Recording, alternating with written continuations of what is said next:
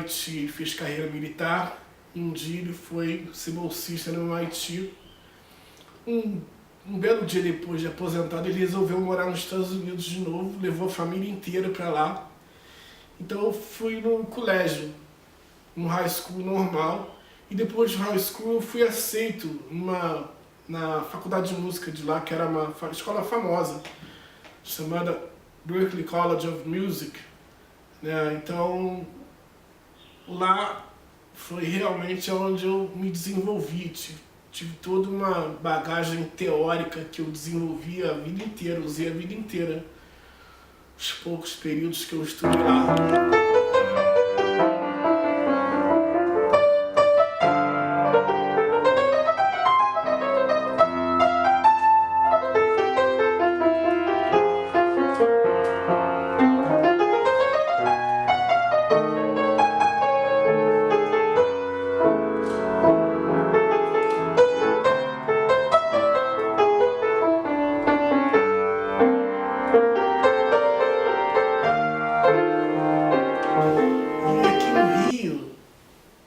Passei essa temporada, voltei para o Brasil e comecei a trabalhar num mundo totalmente diferente, né, do que eu tinha conhecido até então, porque meu mundo sempre foi o do jazz, né, e aqui eu trabalhei mais com o mundo da música popular brasileira, né, sim. Até de alguma forma, o jazz que eu toquei foi com a Rio Jazz Orquestra, que de alguma forma também tinha um repertório brasileiro, né? Não era só jazz, assim. Então isso foi gerando, de alguma maneira, um estilo em mim meio de adaptação. Então eu consigo me adaptar a ambientes musicais diferentes. Tão diferente como Tim Maia, toquei com Ângela Rorô, com o Lulu Santos, com o Márcio Montarroz, que era completamente instrumental, né? Tive meu grupo lá, principal, que foi meu grupo Garage, né? E cada um teve o seu caminho, assim, né? Depois eu fui me desenvolvendo em trilha para televisão, audiovisual, com o aparecimento dos teclados do computador, né? E continuo tocando, mas sempre baseado assim no meu gosto pela música de jazz. Essa música que também era uma das que meu pai me ensinou.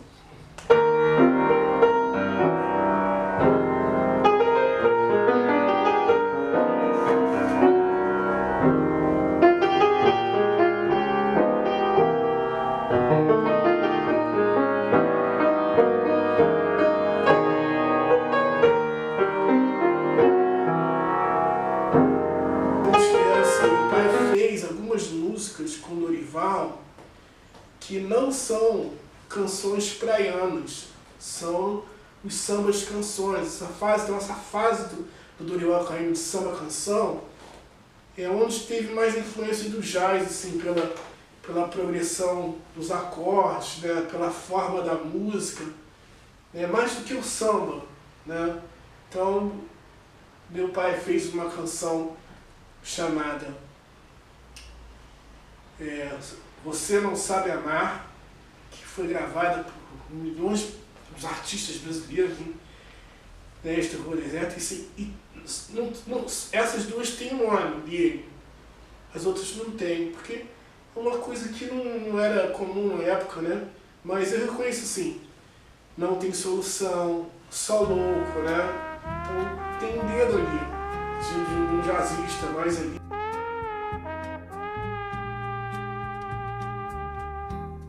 Você não sabe amar, meu bem, não sabe o que é o amor.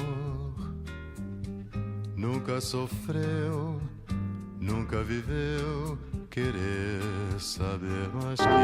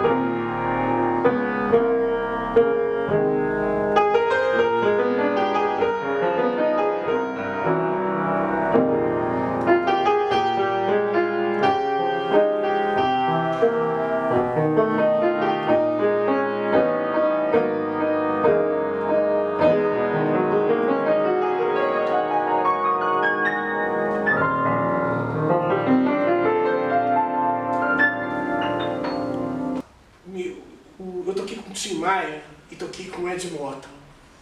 Assim, toquei 3 vezes com o Tim Maia ao longo da vida. A primeira vez foi uma coisa... O guitarrista dele era meu vizinho e me chamou para tocar em São Paulo, né? E eu fui. Eu era ingênuo, não sabia do estilo, conhecia o Tim Maia. E na época a banda dele era o Vitória Regia, era aquela época de banda black, né? Aquelas roupas, todo mundo bem vestido. A gente tinha aquela camiseta simples, aquela calça ali furada, né? Tênis. E o comentário dele foi assim: pô, esse Martin toca bem, mas ele é meio pobrinho, né? Assim, camiseta. E assim, depois eu toquei com o Tim Maia. E o Tim Maia foi muito gentil comigo, a última vez que eu toquei com ele, né? Porque eu toquei 4 anos com o Ed Mota. E o Ed Mota, nessa época, ele tinha brigado com... Ele não se dava muito bem com o Tim Maia. Porque o Tim Maia, eu acho que ligava pra ele e falava que ele tinha que cantar canções assim como o Tim Maia cantava, né? O cantor das multidões. E o Ed Mota não gostava disso, ele era mais fechado assim na onda, na musicalidade dele, então, né? O Tim Maia tinha aquela fama do som. Ele falava assim: bota mais grave, mais agudo, bota mais tudo, meu filho. E até chegar nisso, ele começava a ficar irritado, né? E assim, bota mais isso, bota mais aquilo, né? É tudo verdade. Uma vez ele falou isso pra mim no Scala, lembra do Scala, no Rio de Janeiro? Martin, cara, você não veio passar o som no meu show, você tá estragando meu show, cara.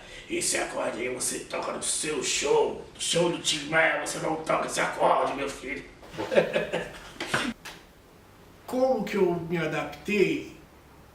Eu nunca influenciei ninguém, de verdade, né? Mas assim, na época que eu toquei com o Lulu Santos, a gente abria o show dele de trio com um tema de bebop chamado Dona Lia, né? E depois de Dona Lia, de a gente ter tocado essa música, entrava a música chamada Ronca Ronca, que era um rock pesado, assim. Ele falava que era um contraste, né? Para gerar um contraste no show dele.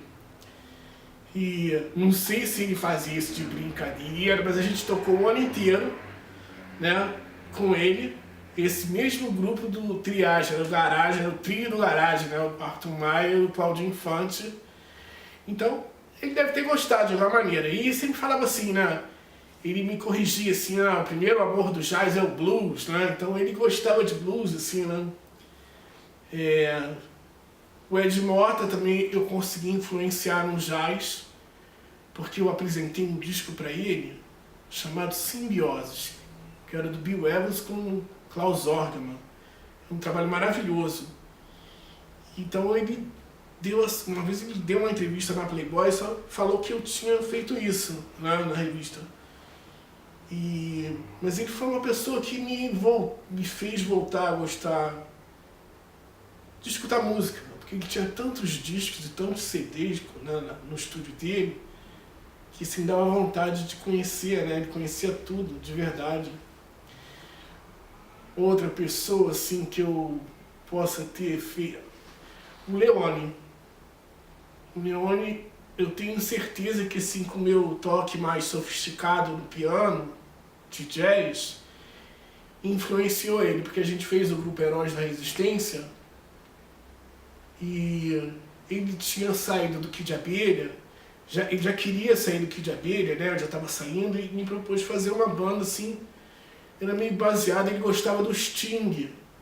O Sting na época estava aquela fase dele que tinha um pianista de jazz, a gente chamava músicos profissionais, né? Então, e a gente chegou a tocar, gravei uma música lá chamada Só Pro Meu Prazer, que tem um solo de piano acústico. Na época não tinha piano acústico na MPB, né? Então essa música ficou ainda na programação das rádios, até hoje ela toca, né, nas rádios. Então um solo de pianão lá, eu lá influenciando, mas sendo influenciado pelas minhas influências jazzísticas, dos pianistas que eu gostava, né? E eu até gravei com ele agora nesse novo trabalho do Leone, deve ter 1 ou 2 anos, né?